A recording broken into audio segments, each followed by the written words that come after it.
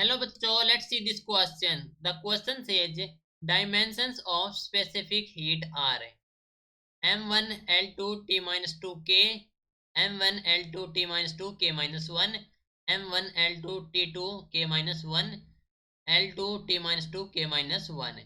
तो क्वेश्चन में हमें पूछे गए हैं डायमेंशंस ऑफ स्पेसिफिक हीट. तो इस क्वेश्चन के लिए हमारा की कॉन्सेप्ट यूज हो रहा है, that is specific heat. Specific heat. तो हम जानते हैं कि जो स्पेसिफिक हीट है, specific heat that is C से डिनोट करें, which is equal to the heat into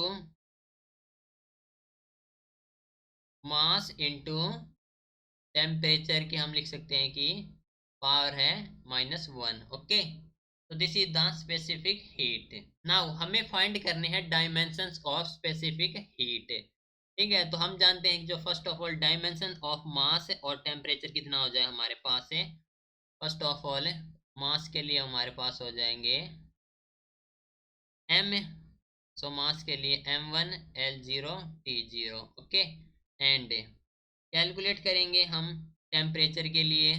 तो टेम्परेचर के लिए हो जाएगा हमारे पास है m0 l0 t0 k1. Okay, ये हमारे पास टेम्परेचर के लिए.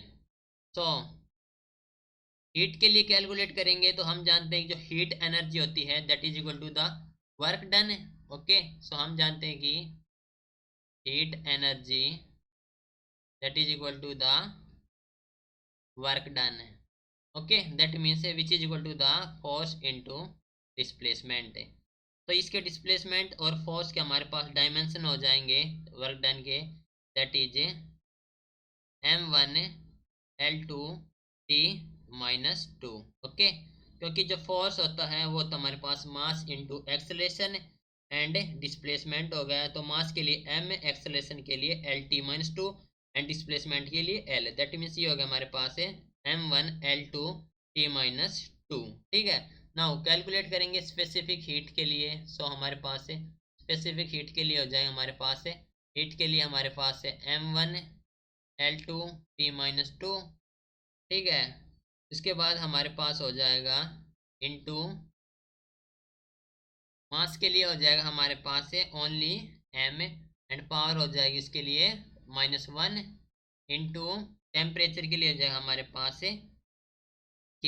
ओके, पावर हो जाएगी -1. ठीक है, दैट मीन्स जो कैलकुलेट करेंगे तो हमारे पास हो जाएगा m0 l2 t-2 and k-1.